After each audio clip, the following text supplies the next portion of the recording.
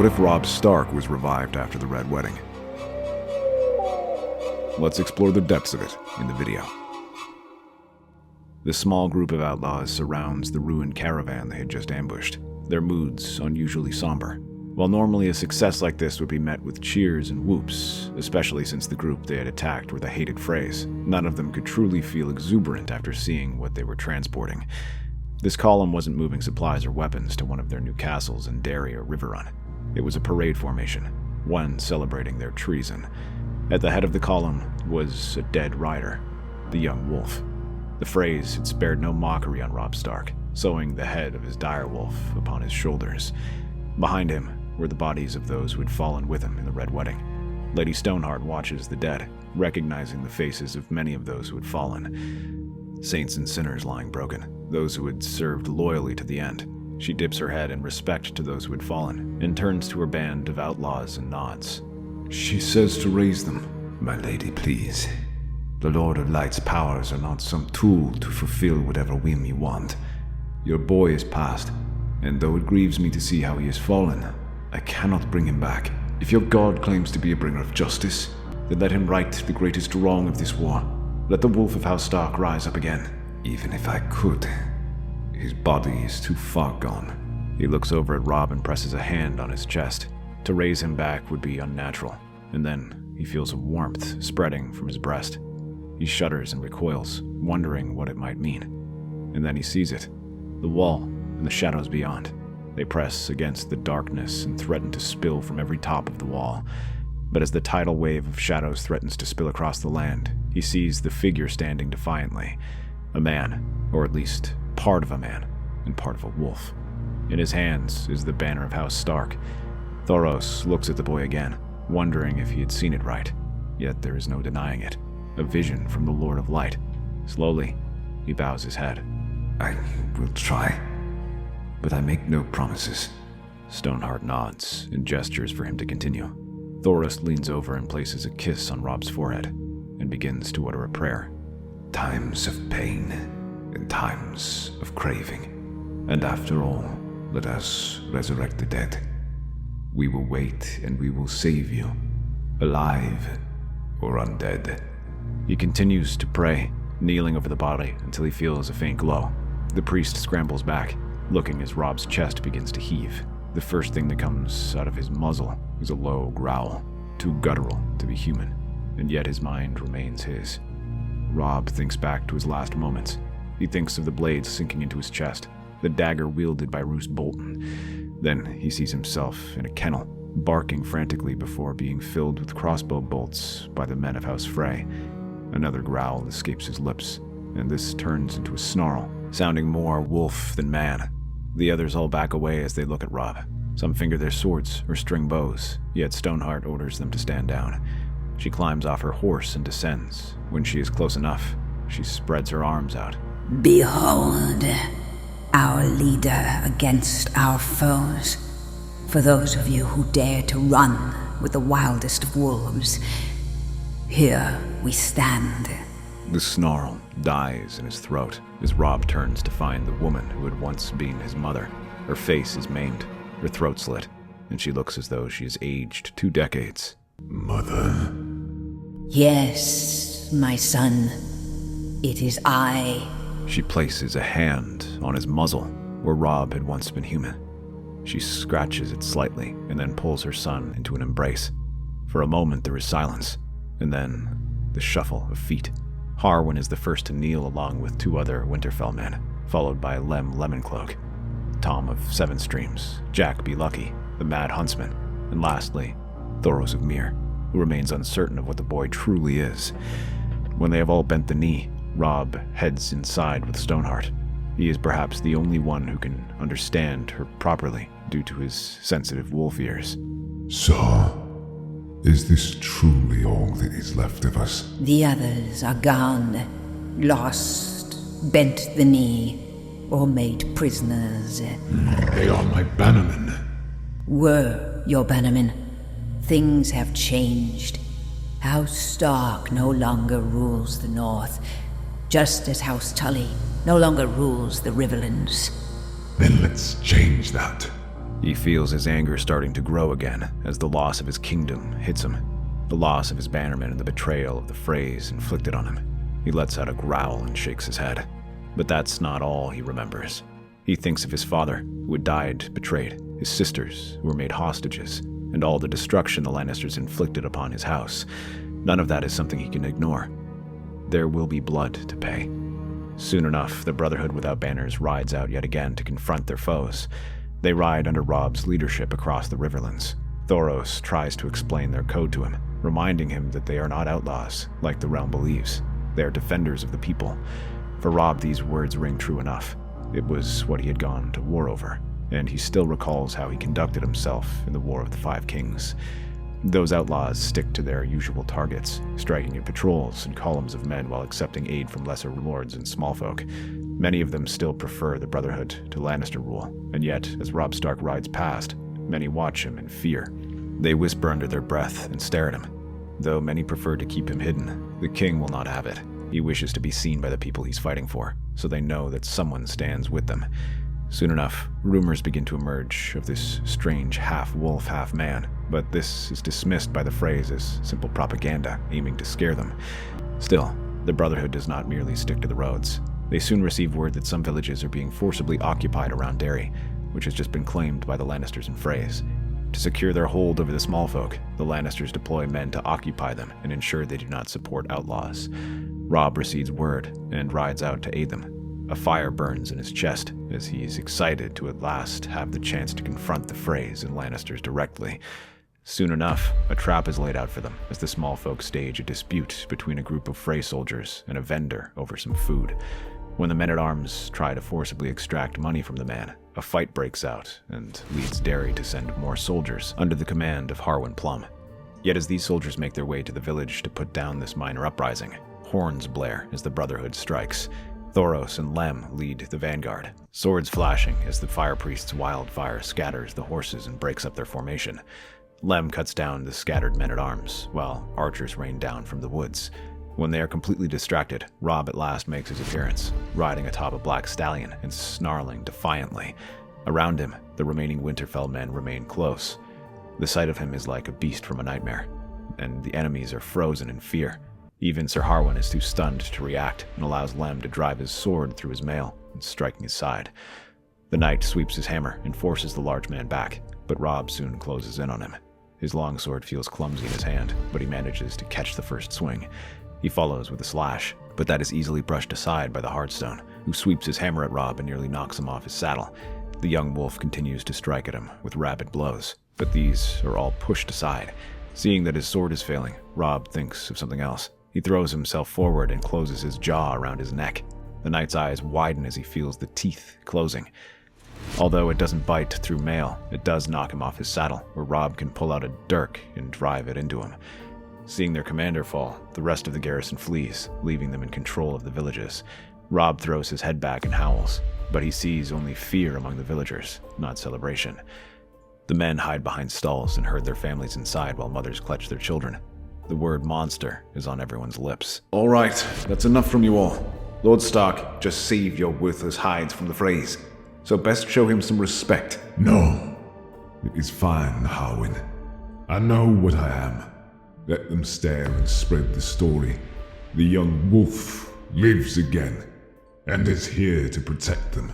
And word does indeed spread about their victories. The Brotherhood rides off to other villages and conducts the same tactics. With Sir Harwin dead, the Lannisters of Darry lose one of their main commanders and are temporarily paralyzed. This allows Robb to ambush the Lannister and Frey soldiers stationed across the nearby villages while they are isolated. Their success further emboldens resistance, and Robb leads these men from the front as he did during his past life. However, he is disappointed to see little change in how people see him. He hopes that seeing him fighting by their side might show he is not simply a monster. When he is in these villages, he maintains strict discipline with his outlaws. They compensate the people for everything they take, and he punishes criminals like any lord would. Had he been alive, this thought would have brought them to the heel, but now he is just a monster. They continue to watch him warily, like he is a beast simply waiting to lose himself in battle lust. Thoros continues to remind him of the Brotherhood's codes. We do not fight for the thanks of the commoners, but to be showered with garlands of roses, your grace. We fight because no one else will do so. However, Lady Stoneheart also sees the growing sadness within her son and reaches out to comfort him. While they are coming out under fire, she pulls him aside and leaves Harwin to stand guard. You are troubled by the way they look at you. I wish to save them. I wish to rule them as I should have, but they still regard me as if I were their enemy. You are their enemy, Robb. You are the son of the wolf. The wolves no longer rule, only lions and their Frey underlings. To be seen with you is a death sentence.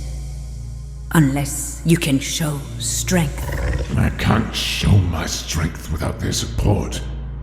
We are too few to do anything without the small folk or the lords. Then do not ask their support. Take it. Your existence is a threat to the Lannisters because you can challenge their claims. Press your claim. Demand they send troops to your side and lead them to victory. Show them their swords are better used in your hands. How can I force men to fight for me when they do not even believe in my cause?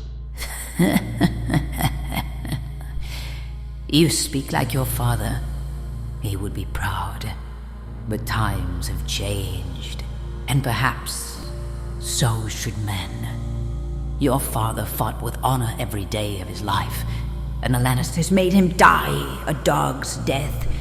You treated your allies with all the courtesy they did not deserve, and they betrayed you. Theon, Walder Frey, and Roose Bolton.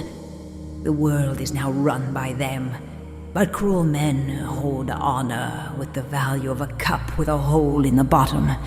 It is a poor shield, and an even poorer weapon.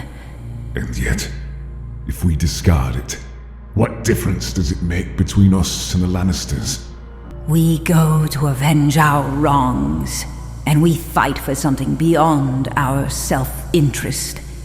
That counts for something, surely. So long as you remember what we fight for, you will not be lost. Do you? I do. Tonight, you're riding onto the other side, your might untold and waiting. Boy, you'll be the final light against the darkness. Your mother fought the demons and rose from the grave to tell you this. Kill the man, and let the wolf be born. She leaves Robb to ponder those words, and he spends the whole night thinking of everything he had fought for, and what it had caused him. The holes in his chest ache anew as the memories run through his mind, and a low howl echoes through the night. When he awakens the next morning, the rest of the Brotherhood are waiting for him. Robb regards them all and bows his head. Times were hard and wild, and I have been summoned to serve as the new Messiah, born a wolf of humankind. The fight is calling, and the night has come. Now I ask, can you hear me calling? "We do, my lord." Others echo his words, and they raise their weapons. Robb nods his head in approval and regards his Brotherhood carefully. We claim to fight for the people, that we are the king's men. Yet I refuse to serve this boy king. I will serve the words of the only king I bend knee to. Robert, who had instructed us to free this land from the Lannister brigands who terrorize the Riverlands. And we cannot lay down our swords so long as they squat on our castles and besiege our homes. Not while the Freys hold our people in their name. Soon enough, the Brotherhood begins its attack, not on villages, but on Darry, which is exposed after losing its commander and multiple contingents of men in these raids. Now all that remains is the castle itself, which maintains a sizable garrison. Even better is that both its lords, Lancel Lannister and his father, Kevan, have left, leaving it under the command of the Freys. With this reduced garrison, Castle Darry is at their mercy, as Catelyn uses her knowledge of the castle to guide them towards one part of the wall where the moon does not shine. There, the brothers begin to climb. Harwin leads a detachment of climbing spikes, but Robb does not use them. He simply uses his hands and pulls himself up. Others are surprised, but something seems to take over. A strange animal instinct that urges him to do so. It feels strangely comfortable, and he outpaces the guards assigned to protect him. When a Frey man-at-arms glances over the edge, he comes face to face with Robb's snapping jaws that grab him and shove him over the ledge. He soon rushes towards one of the gatehouses, ripping through guards, followed closely by Harwin and his men. They soon open the gates, and the Brotherhood streams inside. The garrison only has 50 men, leaving them outnumbered almost 2 to 1 as the attackers slaughter every soldier in their path. Among them are several sparrows who manage to escape by disguising themselves as small folk. Lady Amiri is dragged from her bed. Stoneheart wishes for her to be executed along with the other Freys, yet Robb refuses. He knows that she had no part in the Red Wedding, and simply demands that she bend the knee along with the rest of her kin. The only one executed was a cousin who helped slaughter the Northmen. With this castle, the Brotherhood now has cause to celebrate. For the first time, they have retaken a castle from the Lannisters. They command the men who once served under House Darry to pledge themselves to Robb's growing force. His next target is more ambitious. Harrenhal is large, but it is lightly garrisoned. Robb begins to ride south, leaving Lady Amiri to rule. From there, he issues a call, urging anyone to join him. Many more rally to his cause, giving him a force of almost 300 as the Brotherhood rides out in force. Yet Harrenhal is massive, and its garrison numbers only 100. As Sir Bonifer hastily only allows the most pious recruits to serve in his men. This allows Robb and his men to slip through the gaps and sneak inside, just as he had done in Darry. He managed to sneak inside and capture the castle. The Holy 100 fights fiercely, trying to fight in the main keep, and they fall to the last, leaving only Sir Bonifer. This time, he is granted no mercy, as Robb orders his execution. Please, Your Grace, reconsider. You granted mercy to Lady Amiri. Surely such a consideration could also be granted to Sir Bonifer. He is a good, honorable man. He will not take up arms against you if he swears an oath. He served my enemies. He raised his swords against my men. For that, he must die. Sir, the rumors are true.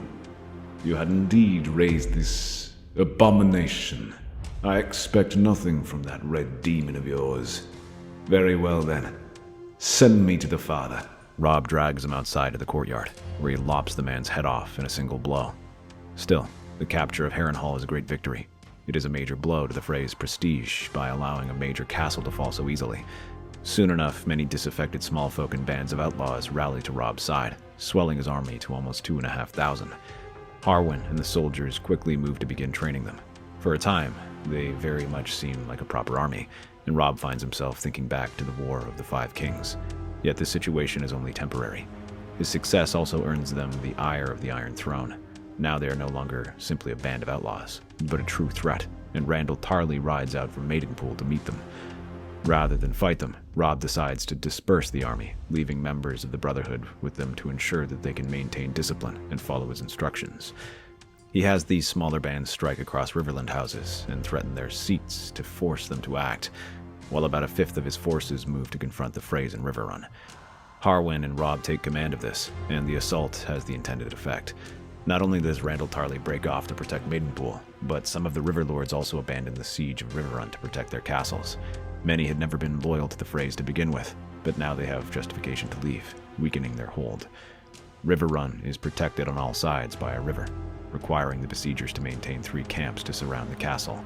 With the riverfolk controlling one river, they soon begin to abandon their positions and force the Lannisters and Freys to pick up the slack. By the time Robb and his men arrive, the camp is in disarray, as the 2 allies try their best to restore order and fill up the gaps left behind by Sir Houses Page, Smallwood, Goodbrook, and Piper. They manage to put some of their men in the riverfolk camp, and these become the first victims of Robb's attack. A few men-at-arms who pledge themselves to him secretly open up the camps for him to arrive. The Freys in that camp are all slaughtered, many while they sleep. Those who do awaken are unable to react, as they are simply butchered, including Sir Raymond Frey, heir to the crossing. While the remaining riverfolk are shaken awake and their lords brought before Robb in a hurry, some barely even have time to dress as they face him. And when they see the half-wolf, half-man standing before them, they wonder whether or not they are still dreaming.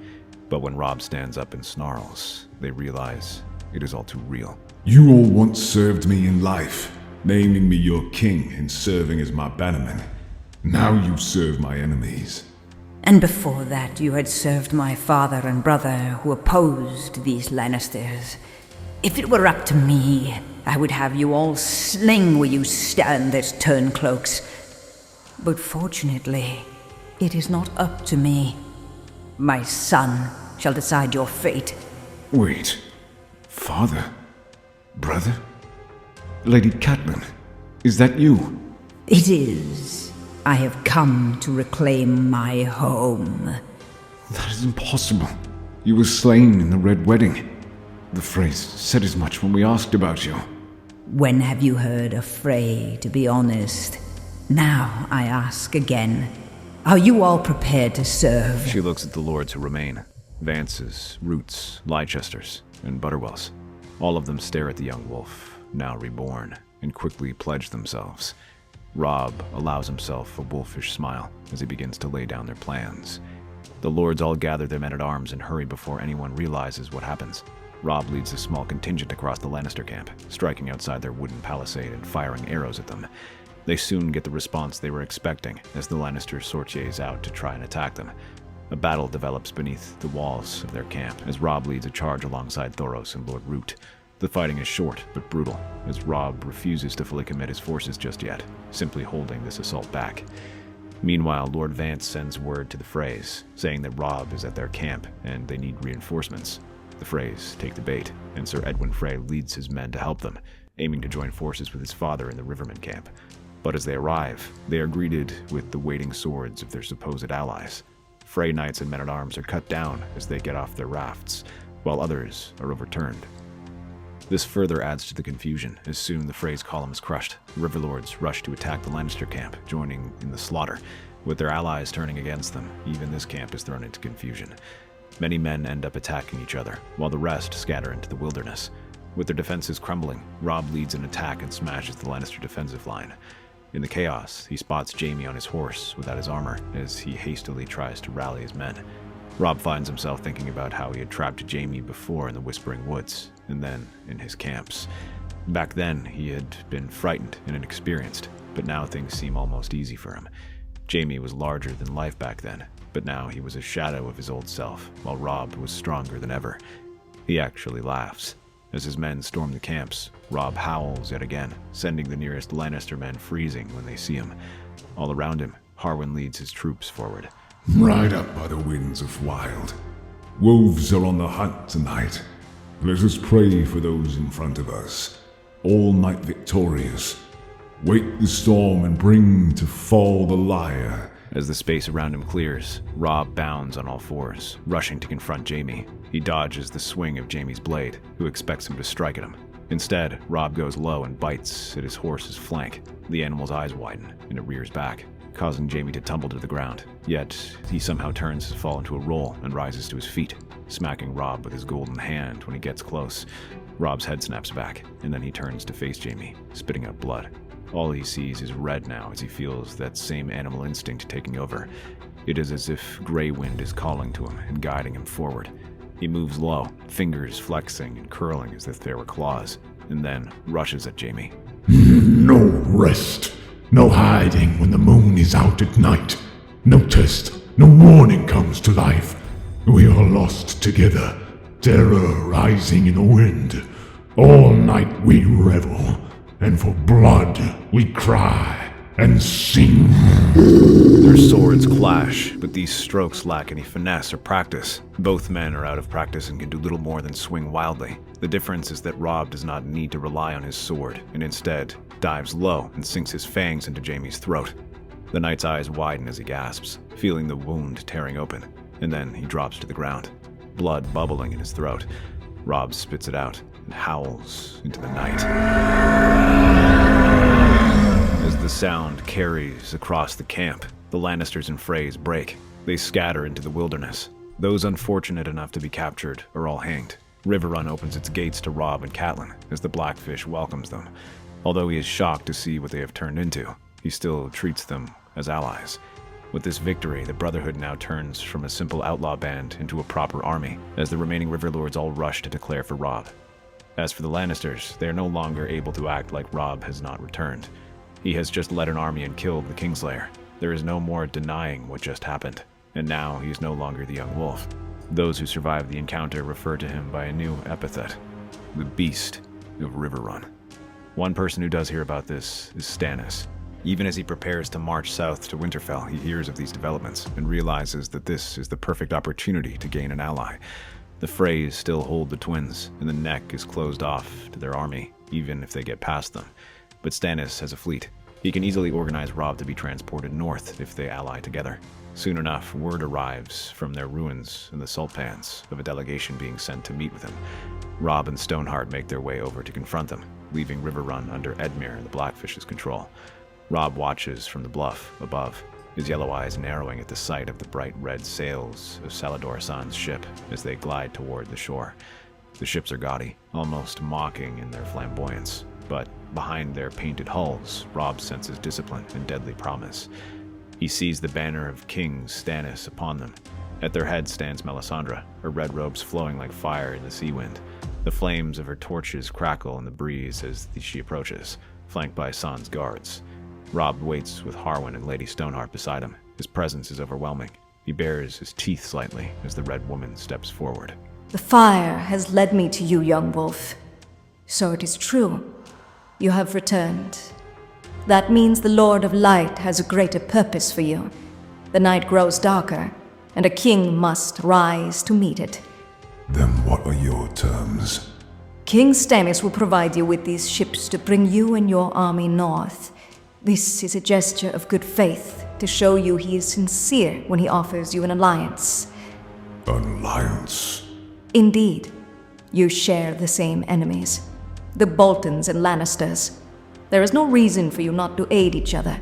There is always a reason. What does your king demand in exchange? Something he has asked before. Fealty. Swear yourself to serve as his sworn sword, and he shall aid you in retaking the north.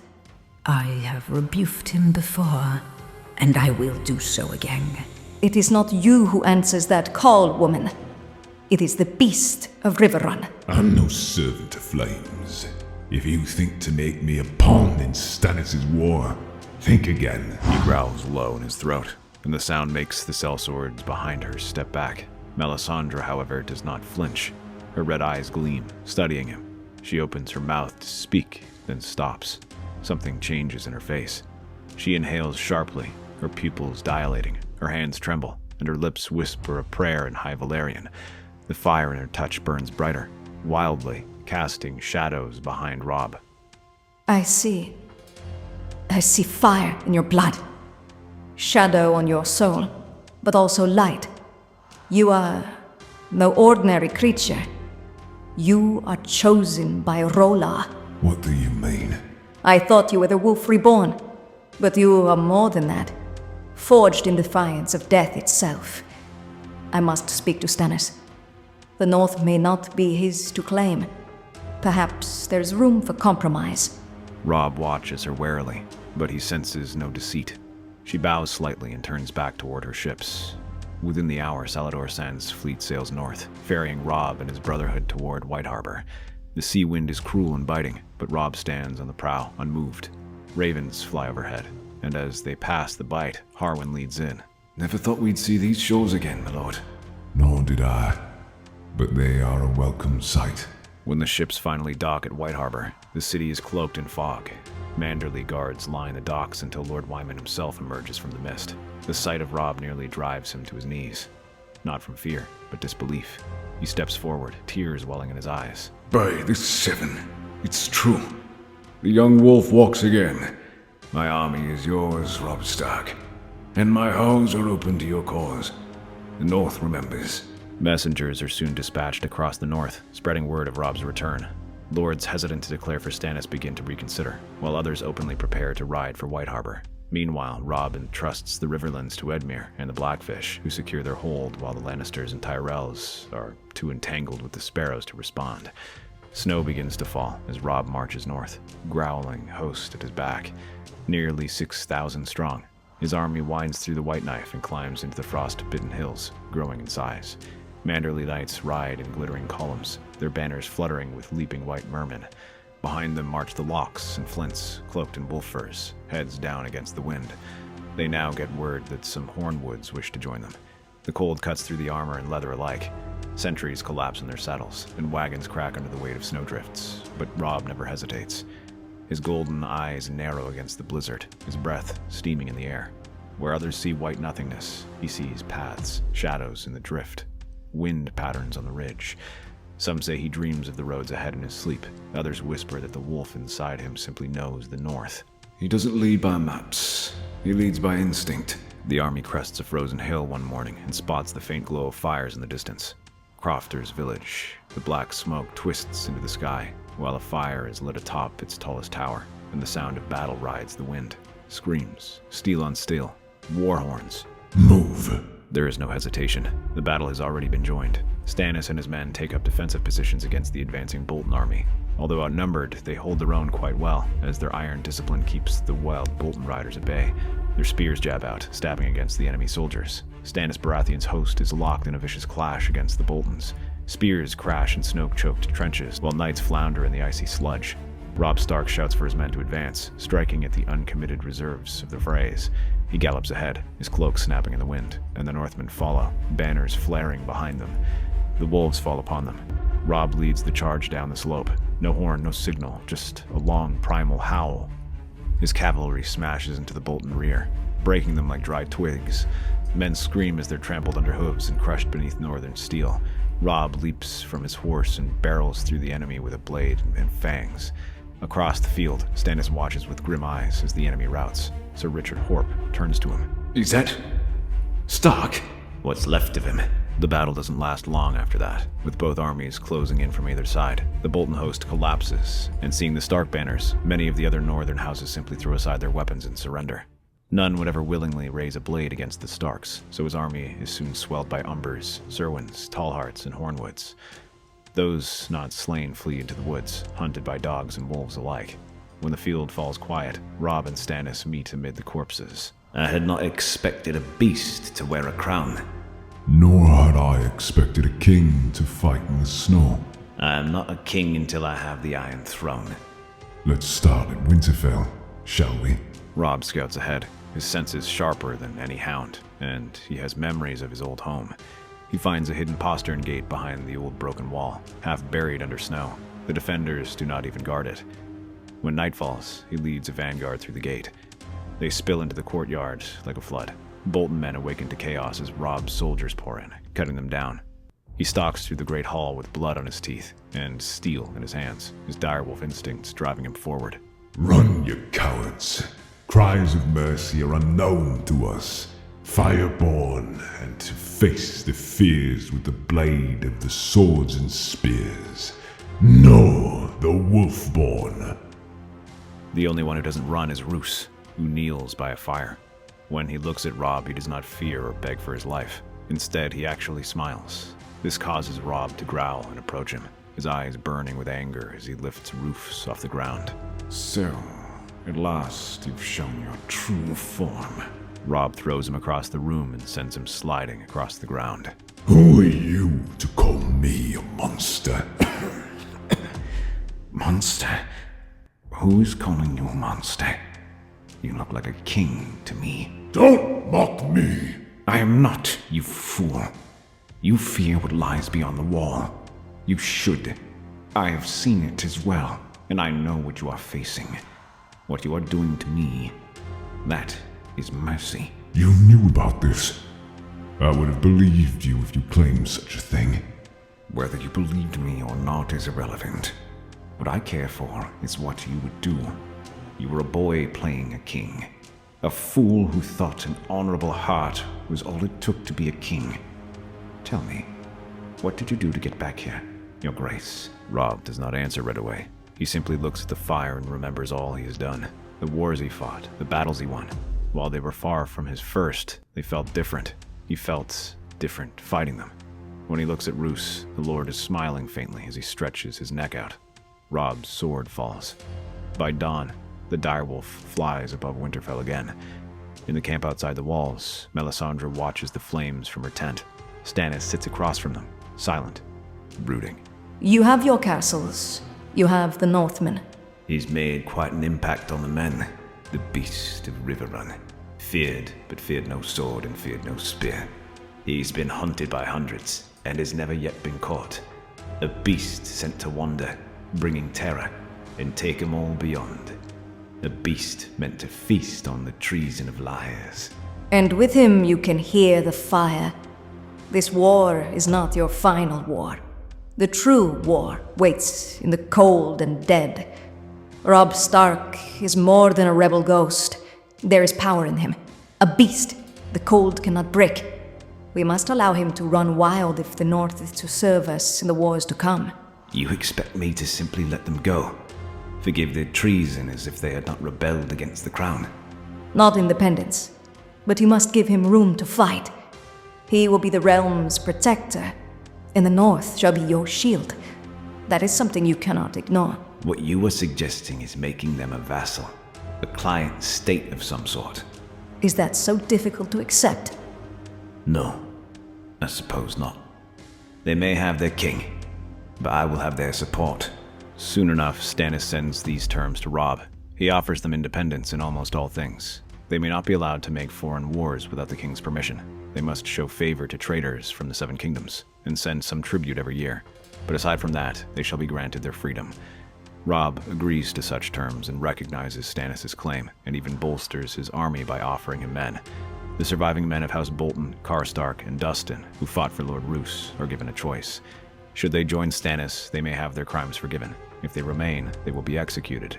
Soon enough, Stannis and his army march south of the Neck, bolstered by these Northmen and more volunteers. Word is sent ahead to the Riverlands to rally around Stannis, and they begin their war against the Freys while Sir Justin Massey arrives with more sellswords. Beyond, the Lannisters and Tyrells continue to sit on King's Landing, but their power is weak. Their recent war with the Sparrows has left Cersei removed from power, as she is to stand trial before the Faith. Meanwhile, Mace is occupied fighting with the arrival of Aegon VI and the Golden Company. This leaves Robb with the task of fortifying the North and preparing to defend against the coming darkness. His first task is putting down the mutiny of Castle Black. Because of that, he rides alongside a chosen force of veterans. Among them is Melisandre, who chooses to remain behind and watch over the beast of Riverrun alongside the Brotherhood. By the time they arrive, the situation has turned critical as they find Jon Snow was murdered by his men, and the Night's Watch is now trying to expel the wildlings by force. Though Robb had never permitted their arrival, when he learns that Jon Snow had let them through, he decides that his brother had a good reason. His veterans rush into the Gift and charge the Night's Watch as they prepare to drive them down. The battle is fierce, one-sided as compared to Robb's army. The mutineers lack their training, equipment, and numbers. They are swiftly driven back in a quick cavalry battle along the Gift. Seeing the Northmen defend them, a newly freed Mance, whom they recovered from Winterfell, rallies the army to their side. He assembles the wildlings who rally around Robb and storm Castle Black. The battle is over before they even realize it, as the mutineers are overwhelmed and crushed.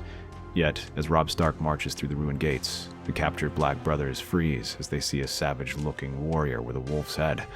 He pays them little mind, as he and Lady Stoneheart make their way to the Great Hall, where Jon Snow's body is left. Raise him, Lady Melisandre. It is not up to me to decide whether they can return. And we must ask the question of whether you truly want him back. His brothers had rejected him. They may have had their reasons for it. They say they were prepared to fight for my cause. The man I interrogated said he intended to take an army to attack Winterfell. Your cause or his own? Who's to say he didn't break his vows simply to declare himself Lord? And there is only one way to find out. Or leave him as he is. Perhaps it is not a question worth answering. He may never have been your son, but he is my brother, and I will not leave him, not when there is even a chance that he is honest and true. Do it. Melisandre nods and closes her eyes. She begins the ritual and prays to the Lord of Light. Fire and forgive. We all. Fire and forgive. Rest in flame by testament. At midnight you return, raising fodder for the living. The trial of your life you burn, and we bring fire. Sing fire, scream fire, and forgive. Forgiving the liar. By fire we live. She ends it with a kiss upon Jon's brow. For a moment, there was nothing, and Robb wondered whether the Lord of Light had decided that Jon was not meant to be revived. Stoneheart was already prepared to turn away. But then, Jon's eyes shoot open, and he grabbed Robb's arm. He shot up, but his eyes widen further, and he screams as he sees his brother. Calm yourself, John. It is I. It's Robb, your brother. What, Robb? What happened to you? The same thing that happened to you. I have passed and returned to the living. The Lord of Light has need of me, and he needs you. He helps John to his feet, and the pair share a smile. With that, the North braces for war.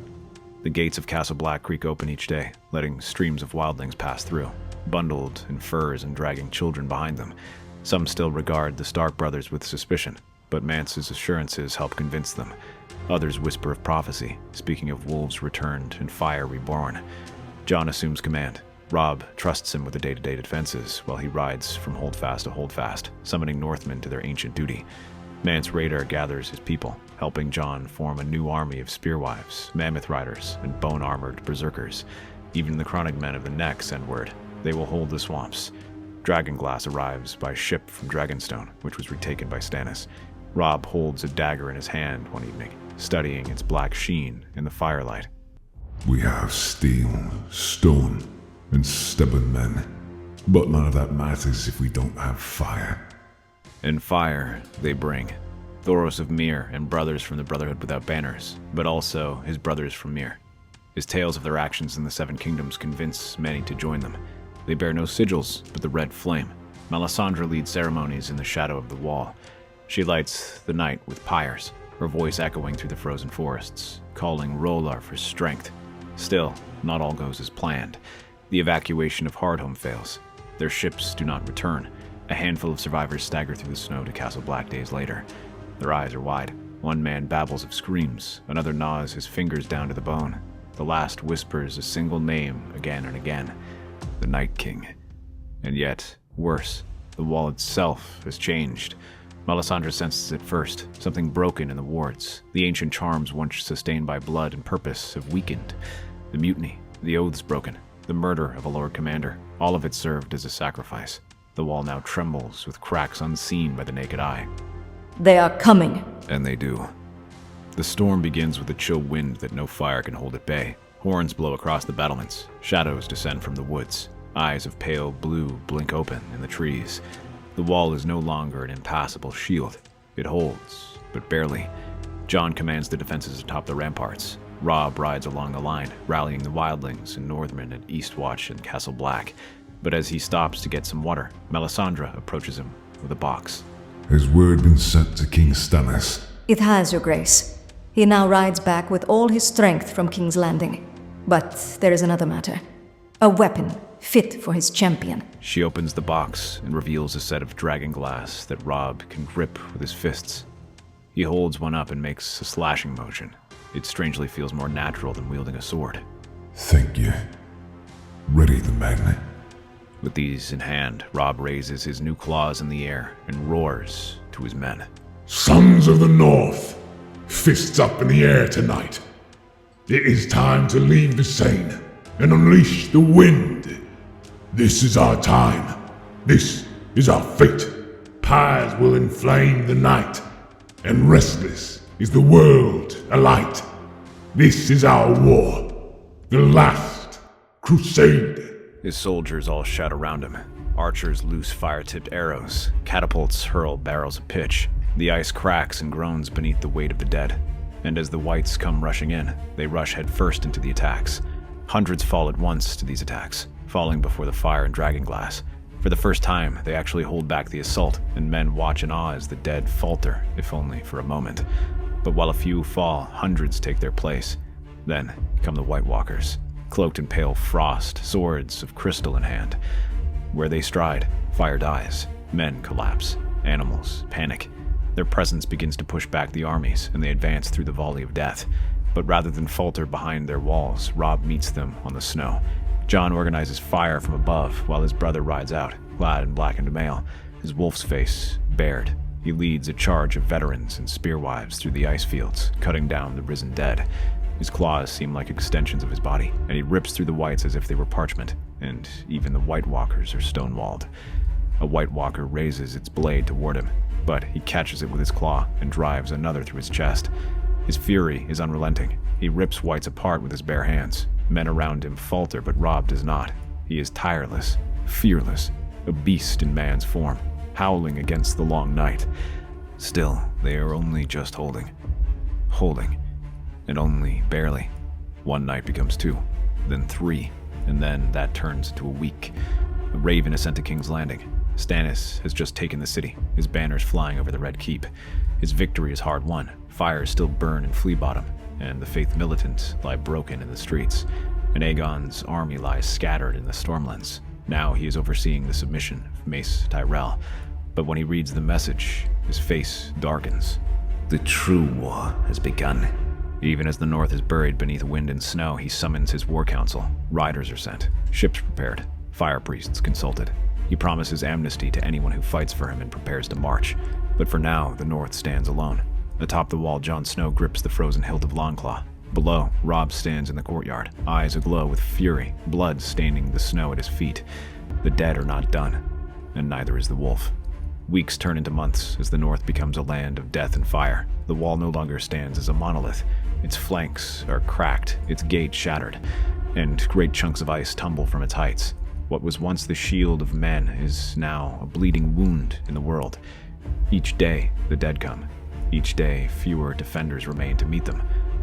Horsebane of House Umber is the first lord to fall, his chest crushed by a frost giant's club. Lady Alysanne of Bear Island is torn from her mount and devoured before her kin. A dozen wildling chiefs are slain in the snow, their people scattered, some reanimated to fight against their own. Night's Watch Rangers fall by the dozen. Iron Emmet, Gren, and even Sir Dennis Mallister cut down or turned.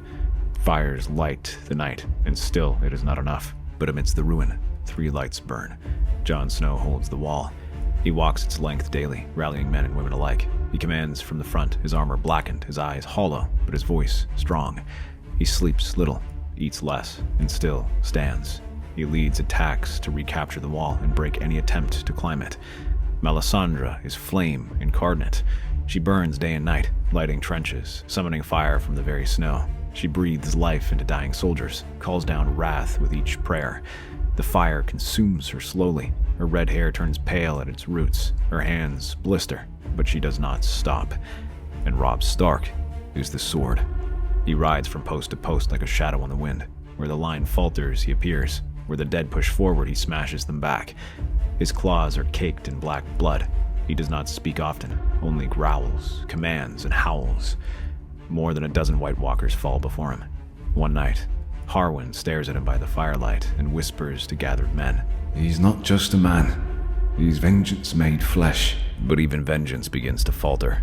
The wall groans louder now, great cracks spiderwebbing across its surface. Fires begin to flail, supplies dwindle. The bodies of the dead pile high in the ditches and disappear the next morning. Until, at last, reinforcements arrive. Southern banners crest the hills. Baratheon stags, Arryn falcons, even the red sons of House Martell fly in the cold wind. Stannis has fulfilled his word. Knights, sellswords, and fire priests alike pour into the ruins of Castle Black, bringing soldiers, siege weapons, and fire. At their head ride Sir Davos and Sir Richard Horpe, carrying the standard of a kingdom united. The line holds, and Robb does not wait. He gathers Jon, Harwin, and a chosen company of wildlings, knights, and black brothers. A spear point aimed at the Dark Heart. We end this. We find the one who commands them. We kill the Night King. The others nod. No one argues. All know the stakes. The next day, the army does not play defensively, but attacks. Across a dozen points, the army attacks, commanded by knights who know their strike cannot break their foes. What they can do is buy time. Horses and men clash with the dead, throwing them back and running down the White Walkers. Yet these charges are soon blunted, and men struggle to hold them off. One small column does not join the attack. Instead, it slips through the chaos and rides into the forest, where the White Walkers observe everything from a nearby cave. The Night King waits within its heart, ringed by whites and cloaked walkers, wind howling around him like the breath of death itself. He does not flinch as Robb approaches, his pale blade drawn, his eyes ancient and cold. Robb growls and leaps at him. The walkers move to intercept, but Harwin and Jon hold them off, blades of dragon glass and Valyrian steel cleaving through ice, flesh, and bone. Fire arrows arc through the storm. Snow becomes steam as Melisandre and Thoros' flames light the sky in the distance. Harwin stands behind Robb, cutting down anyone who gets in their way, but is soon overwhelmed. Jon barely manages to step forward and take his place as Robb crashes into the Night King like a thunderclap. Steel sings, ice and claw collide.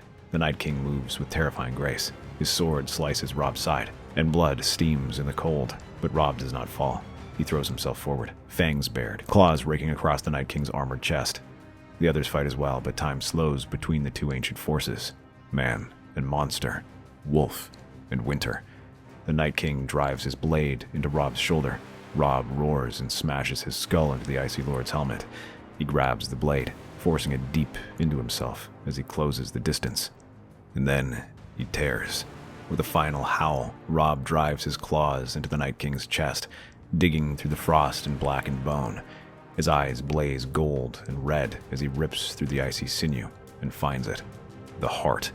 Not a heart of flesh, but a frozen, pulsing shard of endless night. And then he rips it free. The Night King's body shudders, then explodes into shards of frozen light. Across the battlefield, every white collapses. The snow stops falling. The wind dies. Robb collapses to his knees, breathing hard, his body torn and frozen. Jon rushes to him, catching him before he falls. You did it. You mad, glorious wolf. You did it.